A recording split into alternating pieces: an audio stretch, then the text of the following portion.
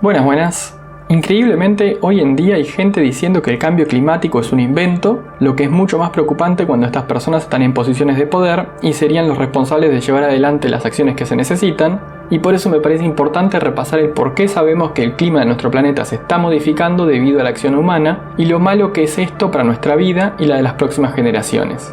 Primero, aclaremos que el calentamiento global se refiere a cómo aumenta la temperatura media de la Tierra a largo plazo, mientras que cuando se habla de cambio climático se incluyen no solo el calentamiento global, sino también el aumento del nivel del mar, reducción de los glaciares de montaña y hielo de los polos, cambios en los tiempos de floración de flores y plantas, etc. O sea, el segundo incluye todas las consecuencias del calentamiento. Segundo, por si no lo sabías, no es lo mismo el tiempo que el clima. El tiempo se refiere a los cambios locales en el clima, mientras que el clima se refiere a los promedios a largo plazo. Por eso, no se puede decir automáticamente que un evento en particular, como una tormenta, es una consecuencia exclusiva del cambio climático, pero sí podríamos observar una tendencia a encontrar una mayor frecuencia o intensidad en estos eventos a lo largo del tiempo como consecuencia del cambio climático.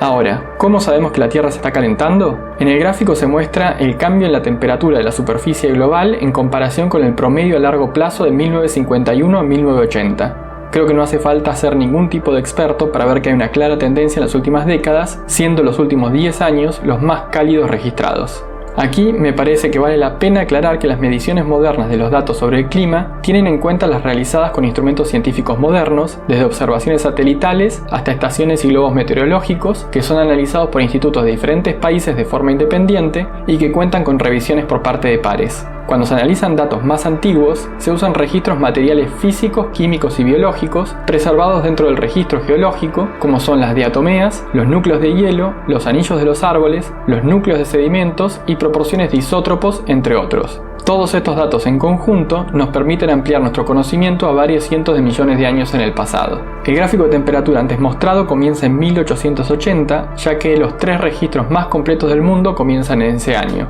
que son los del Instituto Goddard de Estudios Espaciales de la NASA, el Centro Nacional de Datos Climáticos de la Administración Nacional Oceánica y Atmosférica y el Centro Hadley de la Oficina Meteorológica del Reino Unido. Antes de ese año, hay pocos datos sobre mediciones de temperatura promedio de todo el planeta, por lo que se suelen utilizar registros indirectos como se mencionó antes, y por eso no se suelen incluir en un mismo gráfico. Como se puede ver, la temperatura promedio en 2023 ya ha sido de más de 1 grado centígrado por encima del promedio preindustrial de finales del siglo XIX. No hay dudas de que estamos en una etapa de calentamiento global, eso está fuera de cualquier discusión razonable. La cuestión entonces es determinar cuál es la causa de este calentamiento. Una posibilidad es la variación de la actividad solar, para la que se usa la métrica de irradiación solar total. Esta incorpora el ciclo solar de 11 años y llamaradas solares, tormentas, de la superficie del Sol. Como vemos en el gráfico, no ha habido grandes cambios en la irradiancia solar total en los últimos años, y ambas líneas de tendencia muestran una variación muy diferente en las últimas décadas. Si el Sol más activo causara el calentamiento, se esperaría observar temperaturas más cálidas en todas las capas de la atmósfera, pero se ha observado un enfriamiento en la capa superior y un calentamiento en la superficie terrestre y en las capas bajas de la atmósfera. Esto se debe al famoso efecto invernadero, que ralentiza la pérdida de calor de las capas inferiores. Está claro por los datos y por los modelos climáticos que realizan los científicos del clima que las variaciones en la radiación solar no alcanzan para explicar las variaciones en la temperatura de nuestro planeta, y para ello es necesario tener en cuenta los gases de efecto invernadero.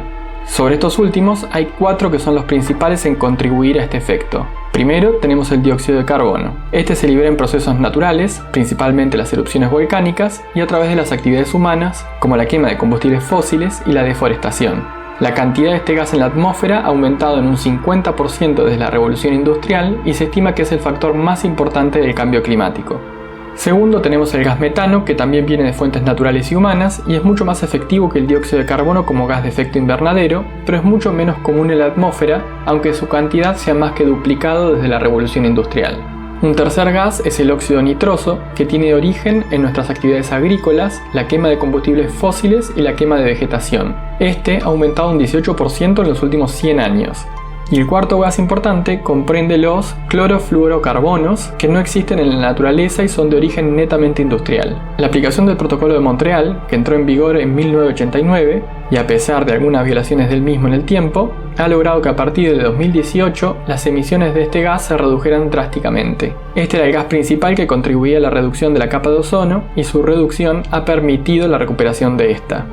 Si ahora observamos la variación del dióxido de carbono en la atmósfera en los últimos milenios, teniendo en cuenta las mediciones indirectas, podemos ver una variación preocupante. Durante los últimos 800.000 años hubo 8 ciclos de glaciaciones y periodos más cálidos. La mayoría de estos cambios se explican no solo por las variaciones de dióxido de carbono en la atmósfera, sino también por variaciones pequeñas en la órbita de la Tierra, llamados ciclos de Milankovitch.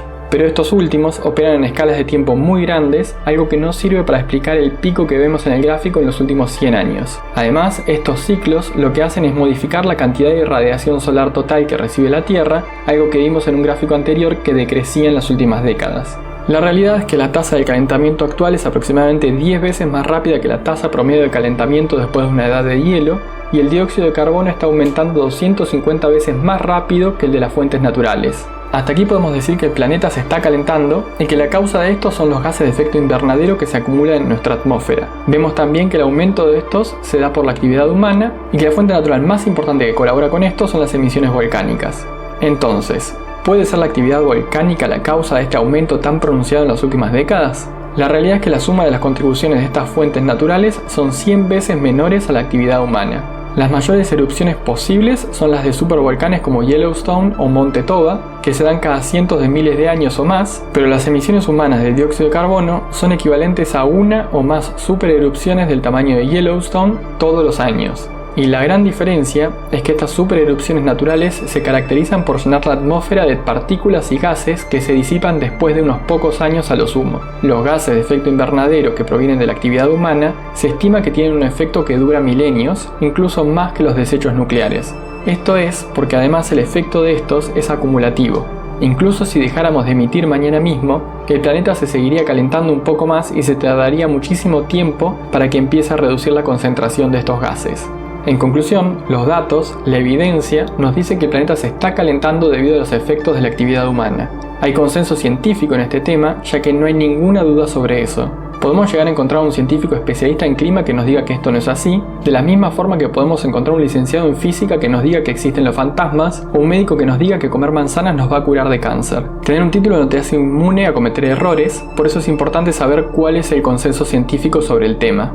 Y es importante remarcar que no es que el cambio climático antropogénico sea real porque los científicos así lo dicen, es real porque la evidencia lo demuestra. Y los efectos de este cambio son múltiples, así que voy a enumerar algunos de los más importantes. Los huracanes y climas extremos serán más intensos y más frecuentes, ya se ha visto un aumento desde 1980 y seguirá así por mucho tiempo más. Las sequías y olas de calor serán más intensas, mientras que las olas de frío serán menos intensas y menos frecuentes. Al haber más sequías, hay más áreas con riesgo de incendio y más incendios forestales, que a su vez tienen una mayor duración y severidad. Lo anterior, sumado a una mayor contaminación del aire, repercute en mayores enfermedades de la población, así como también la necesidad de reubicación de las poblaciones más afectadas. Si vamos a los polos, vemos que el hielo marino del Ártico ha tenido una disminución del 12,3% por década desde que comenzaron las observaciones satelitales en 1979. Al mismo tiempo se ha reducido la masa de hielo de la Antártida en 151.000 millones de toneladas métricas por año desde 2002 y en 273.000 millones de toneladas métricas por año desde 2002 en Groenlandia.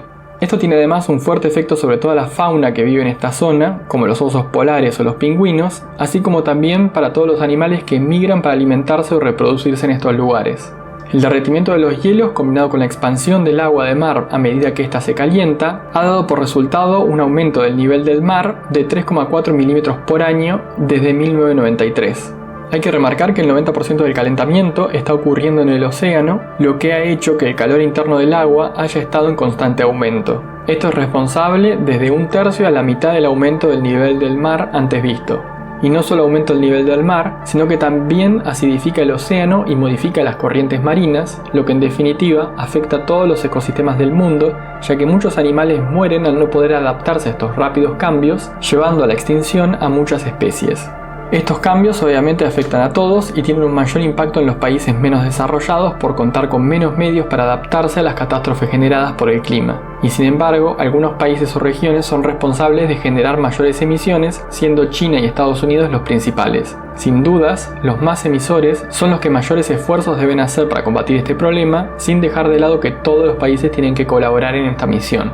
Y aquí está lo importante. Separar la basura para reciclarla no sirve de nada si después nadie hace ese reciclado y toda termina tirada en cualquier lado en playas del sudeste asiático o de África. De nada sirve que tengas un automóvil eléctrico si la energía para alimentarlo viene de combustibles fósiles. El cambio principalmente tiene que ser legislativo por parte de todos los países. Se tienen que hacer inversiones en lograr una economía sostenible con el medio ambiente y se tiene que ser implacable con las empresas que no lo cumplan. Pero si los estados no se ponen al frente de esta lucha, ya vemos que no lo hace nadie. Todos harán muy buenas campañas de marketing, pero el cambio no es lo suficientemente rápido como para prevenir todos los problemas que el cambio climático está ocasionando y va a generar. Por eso creo que la mayor contribución que puede hacer cada persona individual viene de lo que hace con su voto. Políticos y partidos políticos que no reconocen el problema que tenemos no tienen que sacar ningún voto. No tienen que tener lugar ni en el poder legislativo ni en el ejecutivo de ningún país. Probablemente estas personas respondan a intereses económicos de grandes empresas y millonarios que verían caer sus ingresos si no pueden continuar con sus prácticas destructivas, pero también puede ser que simplemente sean sumamente brutos e ignorantes. Y este tipo de personas claramente no están capacitadas ni deberían nunca dirigir las políticas y acciones de los países. Lo que hacen es perjudicarse a ellos, perjudicarnos a todo el resto y perjudicar a todas las generaciones futuras. Podemos buscar modificar algunos de nuestros comportamientos y costumbres para hacerlas más sustentables, pero nada tiene un impacto tan grande e importante como el legislativo y ejecutivo de cada país. Por favor, no dejemos que nos gobiernen los más idiotas. En fin. Toda esta información está muy bien presentada en el sitio de la NASA, así que básicamente he estado resumiendo lo que allí se encuentra. Pueden buscar todos los papers y las fuentes de cada set de datos y gráficos allí mismo. Si les gustó el video, no dejen de darle like y compartirlo y de suscribirse al canal si les interesa. Que la humanidad siga mejorando. Hasta la próxima.